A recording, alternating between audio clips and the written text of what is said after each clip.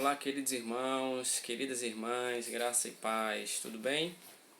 Então hoje nós estaremos estudando um pouco a lição de número 3 sobre eleição e predestinação. E antes de nós iniciarmos o estudo desta lição, eu já quero louvar a Deus, agradecer ao Deus dos céus por tua vida, por nos seguir, por se inscrever no nosso canal, por curtir, por comentar. Muito obrigado. Que Deus continue abençoando abundantemente a sua vida. Pois bem, voltando para a nossa lição. Lição de número 3 para o dia 19 de abril. Eleição e predestinação. É o que nós estaremos estudando com a ajuda de Deus. Amém? Então, vamos para o nosso texto base. Afinal de contas, precisamos ter um embasamento bíblico para pensarmos acerca deste assunto um tanto quanto interessante. Carta de Paulo aos Efésios, capítulo de número 1. Acompanhe-nos nesta leitura tão abençoada e abençoadora.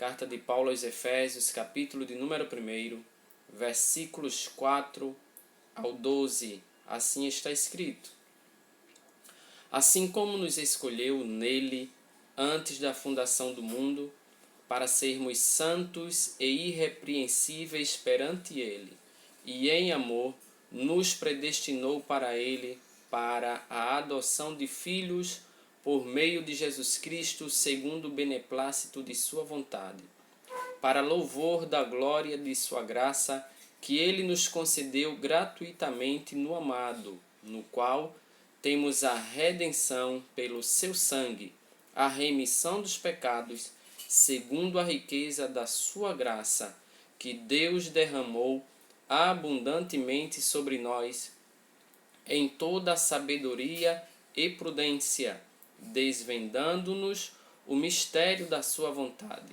segundo o seu beneplácito, que propusera em Cristo de fazer convergir nele, na dispensação da plenitude dos tempos, todas as coisas, tanto as do céu como as da terra.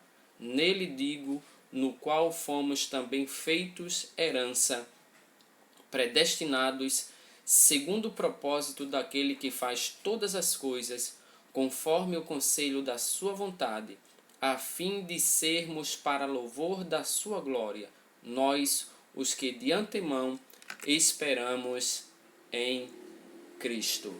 Amém? Então, queridos irmãos, temos como texto áureo desta lição Efésios capítulo de número 1, versículos 4 e 5. Como também nos elegeu nele, antes da fundação do mundo, para sermos santos e irrepreensíveis diante dele, em amor, e nos predestinou para si mesmo, segundo a boa determinação de sua vontade, para sermos filhos adotivos por meio de Jesus Cristo. A nossa verdade prática vai nos dizer: segundo a presciência, Deus elegeu e predestinou para a salvação os que creriam e perseverariam na fé em Cristo Jesus. Amém? Então, baseando-nos nisto, é que nós falaremos com mais propriedade sobre esse tema tão interessante que nós precisamos estudar. Amém?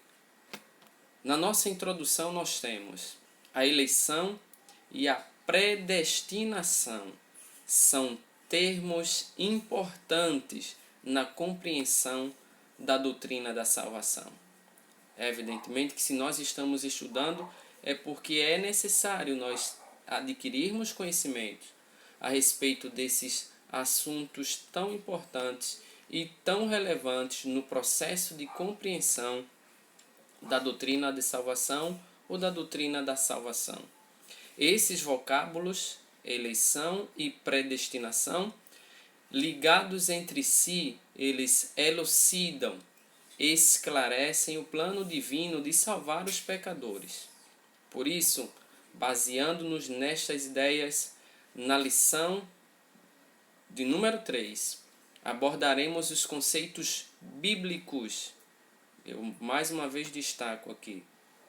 Abordaremos os conceitos bíblicos e também a interpretação pentecostal, referente à eleição e à predestinação. Então, nós estaremos falando sobre a eleição e a predestinação, tomando como base conceitos essencialmente bíblicos e a interpretação pentecostal, a interpretação que nós acreditamos. Tá ok?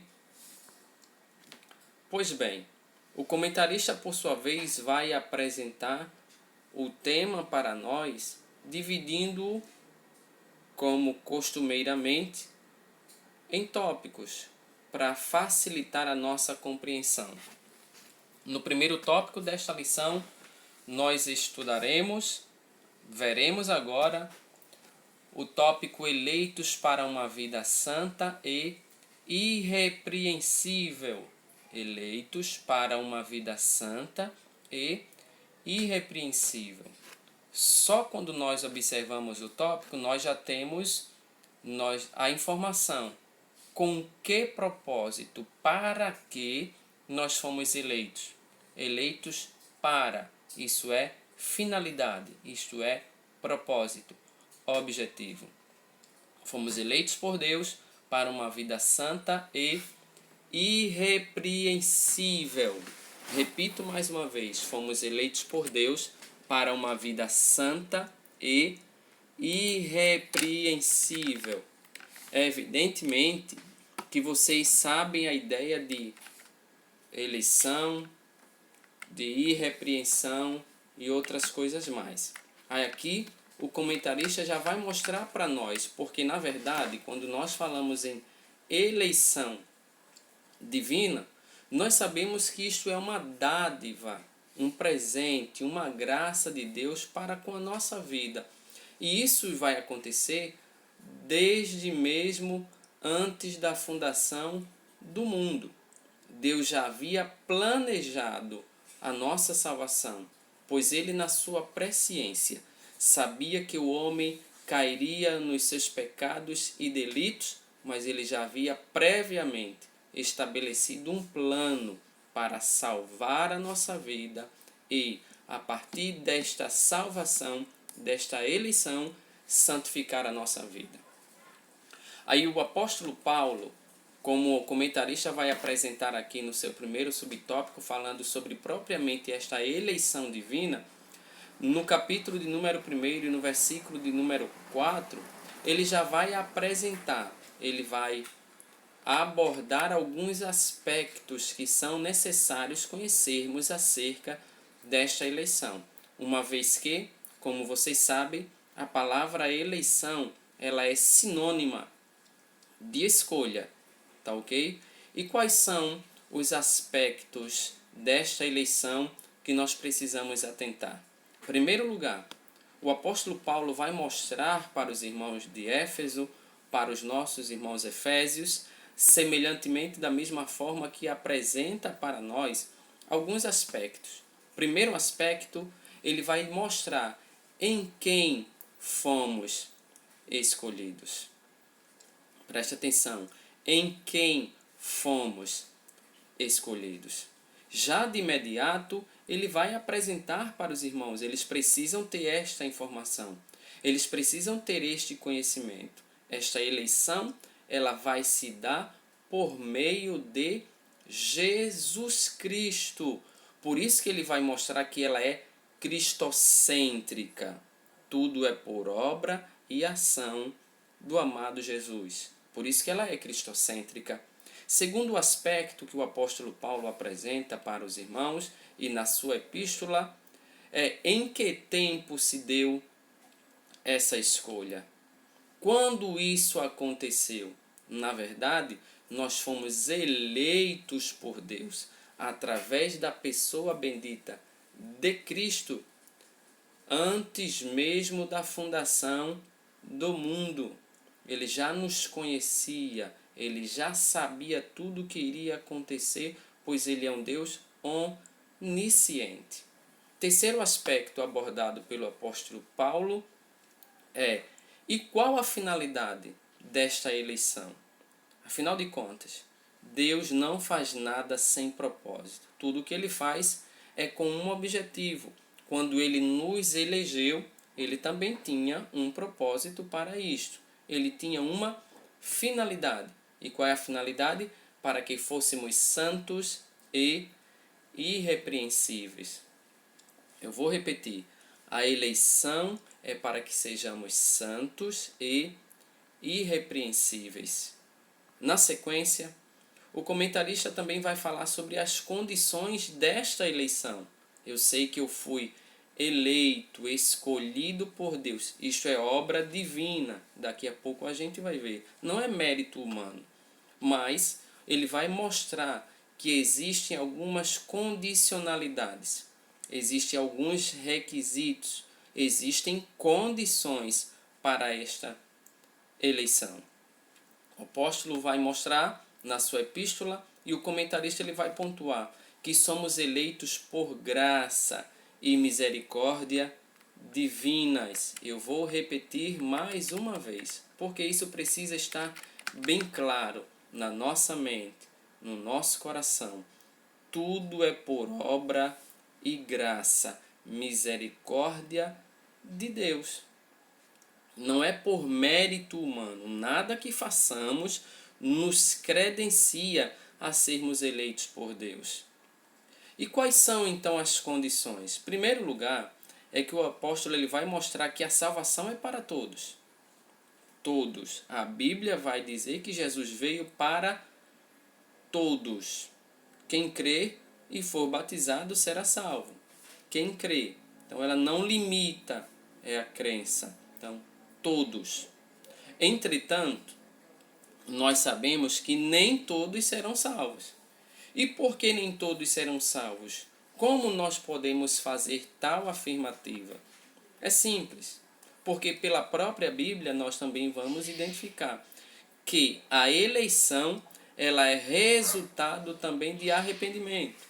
Eu preciso me arrepender. Eu só serei eleito, só serei separado, só serei escolhido de acordo com o meu arrependimento. O homem precisa se arrepender, porque sem arrependimento não há essa possibilidade. Então nós precisamos de arrependimento. Segundo lugar, uma outra condição para esta eleição é a fé. Eu me arrependo, porque eu reconheço que sou pecador. Eu reconheço que sou dependente da misericórdia de Deus. Eu preciso de Deus. E à medida que eu me arrependo, eu vou me voltando para Ele. E para me voltar para Deus, para Cristo, para voltar-me para Ele, eu preciso crer. É a segunda condição.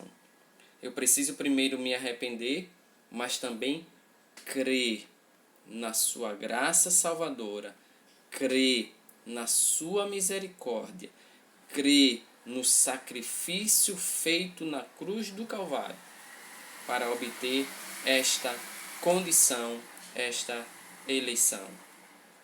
Na sequência, o comentarista vai falar sobre a vida santa e irrepreensível, que são pontos abordados anteriormente.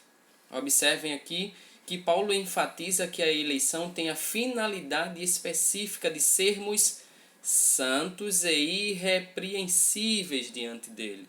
Eu vou repetir. Paulo ele enfatiza, ele mostra para os irmãos que fomos eleitos com o seguinte propósito, para o seguinte propósito, sermos santos e irrepreensíveis diante dele.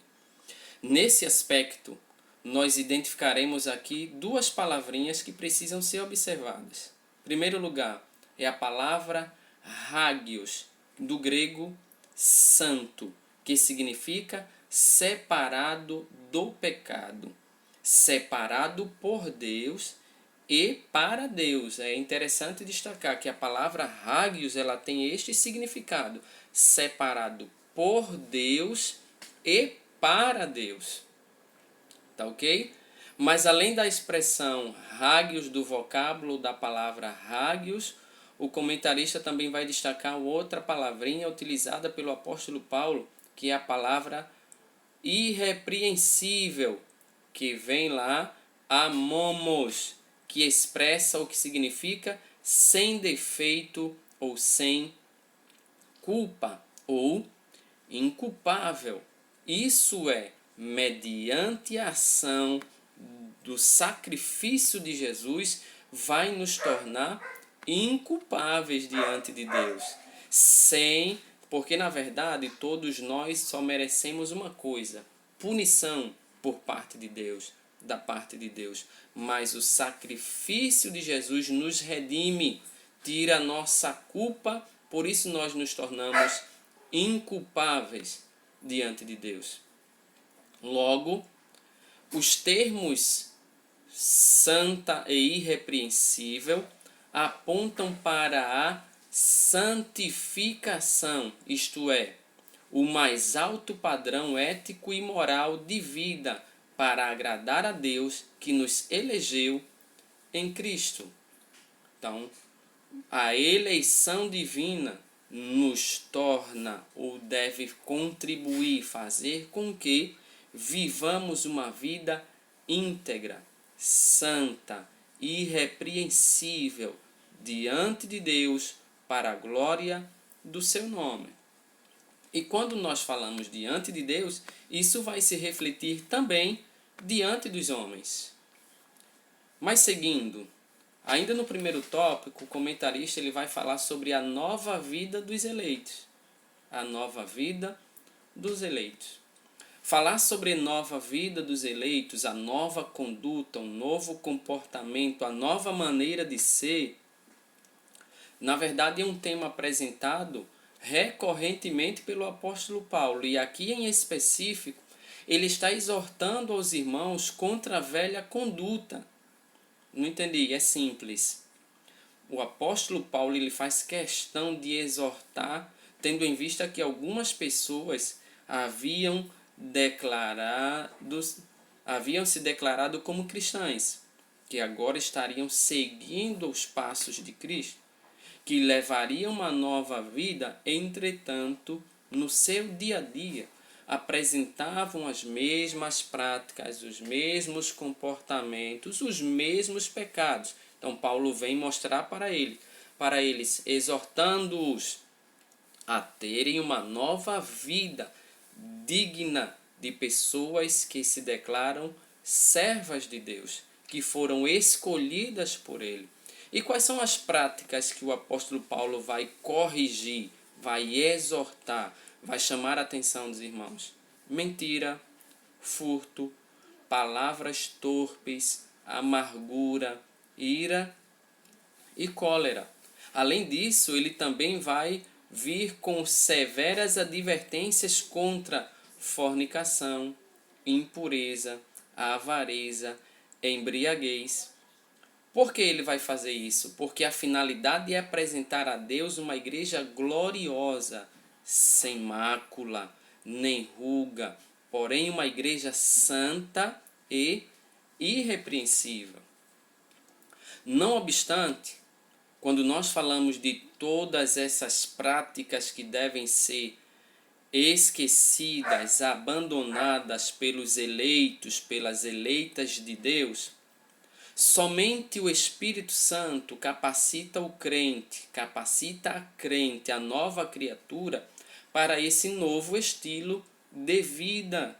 Se nós queremos ter uma conduta digna de servos e servas de Deus, como pessoas que têm uma nova vida em Cristo, eleitas por Ele, nós precisamos da ajuda, da ação do amigo Espírito Santo, para que Ele possa literalmente nos converter, nos transformar, trazer para nós o caráter de Cristo, implantar em nós o caráter de Cristo. Por fim, trata-se de um processo contínuo. Esta nova vida dos eleitos, esse processo de santificação, de irrepreensibilidade, de vida santa e irrepreensível, é um processo contínuo de santificação, até alcançarmos o estado perfeito, ou estágio perfeito de santidade, até a glorificação final no dia de Cristo. Porque a bem da verdade é que enquanto estivermos aqui, nós continuaremos falhos, continuaremos pecadores, continuaremos com todas as possibilidades que são próprias do ser humano. Mas quando Cristo buscar a sua igreja, aí sim alcançaremos definitivamente a incorruptibilidade, a infalibilidade. Seremos literalmente santos e perfeitos no sentido absoluto destas palavras. No segundo tópico da lição, o comentarista vem falar sobre predestinados para filhos de adoção. Repetindo, no segundo tópico da lição, o comentarista fala sobre predestinados para filhos de adoção. A palavra em destaque aqui é a palavra predestinação. É o que nós precisamos compreender. Observemos para não fazermos confusão, tendo em vista que a ideia, conforme nós já citamos anteriormente, é compreendermos o conceito e a ideia de predestinação à luz da Bíblia e de uma compreensão pentecostal. Tá ok? Então, para entendermos logo de imediato, nós vamos perceber que a palavra predestinação, literalmente, ela significa determinar antes. Pré, antes. Determinar. Então, determinar antes. Neste sentido, quando nós consultamos a Bíblia de Estudo Pentecostal, ela vai esclarecer que a predestinação se aplica aos propósitos de Deus inclusos na eleição. Que a eleição é a escolha feita por Deus em Cristo de um povo para si mesmo. E que a predestinação abrange o que acontecerá ao povo escolhido por Deus. Por conseguinte, quando nós consultamos nossa declaração de fé, nós perceberemos que ela ensina que a predestinação dos salvos ela é precedida pelo conhecimento prévio de Deus daqueles que, diante do chamamento do Evangelho, recebem a Cristo como seu Salvador pessoal e perseveram até o fim. Logo, foi vontade de Deus reconciliar os pecadores e torná-los seus filhos.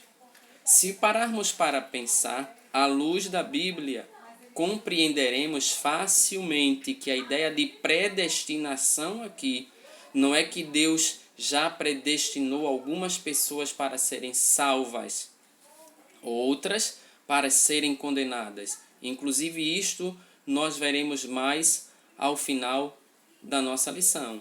Na verdade, o que nós estamos falando aqui é que essa ideia de predestinação vai se aplicar a conceitos de bênçãos divinas sobre a vida dos eleitos, as consequências sobre a vida dos eleitos, as dádivas, a sublimidade das bênçãos espirituais. E eu diria até mais, não apenas espirituais, mas também bênçãos de todas as sortes.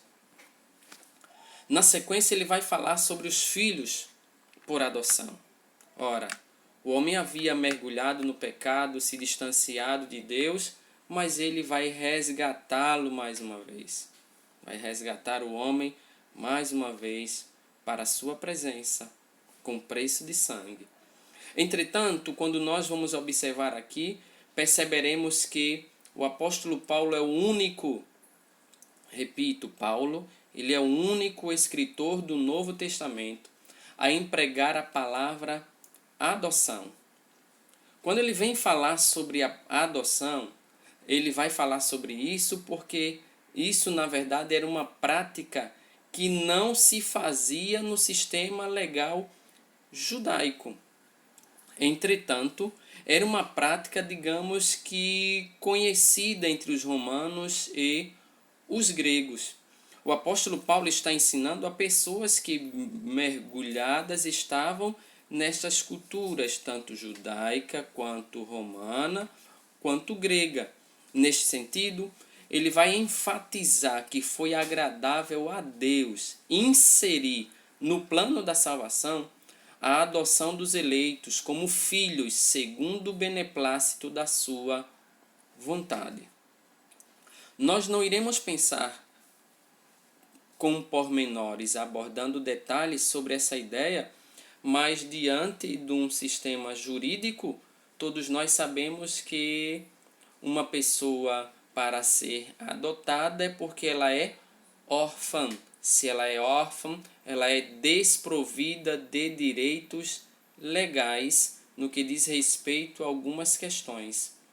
Mas Deus, por sua vez, ele vai fazer com que nós, que estávamos distantes dele, fôssemos chamados de seus filhos, adotados por ele como filhos segundo o beneplácito da sua vontade. Ele ainda assinala, o apóstolo Paulo ainda assinala que o amor foi o que moveu o Pai a nos adotar. Não entendi, é simples, olha que interessante. Paulo está dizendo que a ação que faz com que Deus nos adote como seus filhos, a motivação que faz com que Deus nos adote como seus filhos, não parte de nós. Não parte de nós. Falhos, pecadores, miseráveis. Mas o próprio Paulo ele vai dizer que Deus provou o seu amor por nós, sendo nós ainda pecadores. Então é este grande amor. Amor que João não tinha palavra para explicar, então ele vai utilizar-se da expressão ou do vocábulo tal, porque Deus amou ao mundo de uma tal maneira. É de uma maneira inexplicável. É por isso que nós fomos alcançados por Ele, eleitos por Ele para sermos seus filhos, por causa deste amor inexplicável. Aí o comentarista continua dizendo: se noutro tempo éramos estranhos e inimigos de Deus, agora nós estamos reconciliados com Ele em Cristo e somos seus filhos. Antes nós não apenas estávamos distantes de Deus, não apenas estávamos afastados de Deus, por conta das nossas práticas, dos nossos delitos, dos nossos pecados, nós éramos inimigos de Deus. Mas agora, em Cristo, reconciliados com Ele, nós podemos ser chamados de filhos de Deus. Agora nós somos filhos de Deus. Na sequência, o comentarista ele vai falar sobre os privilégios da adoção. Os privilégios da adoção. Nós agora somos filhos de Deus, adotados por Ele. E quais são os privilégios? Enfim, na sociedade romana, o filho adotado recebia o direito ao nome e aos bens de quem o adotava. Ora, a partir do momento que alguém era adotado como filho, ele tinha privilégios, ele tinha direitos. O comentarista ele vai destacar que estes privilégios eles vão ser de ordem material. Ele teria direito ao nome e teria direito aos bens de quem o adotava. Contudo, Deus predestinou as bênçãos de um novo nome, de uma nova imagem para nós, a imagem de Cristo aos eleitos. Então Deus concede a redenção e a remissão de pecados e restabelece a comunhão com o pecador. Deus vai nos dar alguns privilégios. E que privilégios são estes? Ele vai nos dar, literalmente, o direito à comunhão com Ele, dando-nos também o direito de clamar, de chamar Abba, Pai. Paizinho querido, de uma forma mais simples, mais singela e mais carinhosa. Paizinho querido. Mas não param por aí. As bênçãos que Deus nos concede, além desse privilégio de chamá-lo de paizinho querido, que expressa o que significa, o que representa uma grande intimidade. Além de tudo isso, o Pai, quando nos adota, quando nos concede este direito, agora nós somos chamados de filhos de Deus. Agora nós temos a oportunidade de viver ao lado do Pai. Não pensando apenas nos direitos, não pensando apenas na herança, não pensando apenas nos bens, mas o simples fato de poder desfrutar da presença do Pai, isso já é um grande privilégio para nós. E dentre tudo isso, porque quem tem a presença do Pai, quem desfruta da presença do Pai, ele vai ter dentre tantas bênçãos, alegria, graça, amor e salvação. Então nós podemos louvar e glorificar ao nome do Deus dos céus, ao Senhor Todo-Poderoso, porque Ele nos amou a ponto de nos eleger, de nos escolher e de nos tornar seus filhos por adoção. No terceiro tópico da lição, o comentarista ele vem falando sobre a sublimidade do propósito divino na predestinação. Eu vou repetir mais uma vez. No terceiro tópico da lição, o comentarista ele vem falar sobre a sublimidade do propósito divino na predestinação. E como todos vocês sabem, a excelência da predestinação ela está na provisão de bênçãos espirituais aos eleitos pela vontade divina em Cristo, por meio do seu grande e incalculável e incomparável e infalível e incondicional amor. Quando ele vem falando sobre a sublimidade do processo ou do propósito divino na predestinação, ele já vem abordando no primeiro tópico a predestinação e a salvação. Na verdade, Deus não predestinou incondicionalmente em pessoa alguma a condenação eterna. Porque algumas pessoas, quando defendem a ideia incondicional de predestinação, é que elas colocam algumas pessoas no céu e outras pessoas no inferno. Mas quando nós lemos a Bíblia, quando nós estudamos a palavra de Deus, nós percebemos que incondicionalmente Deus não predestinou ninguém à vida eterna, tampouco à morte eterna. Inclusive nas 6 vezes que a palavra predestinação aparece no Novo Testamento, em nenhuma delas se faz referência à condenação de pecadores.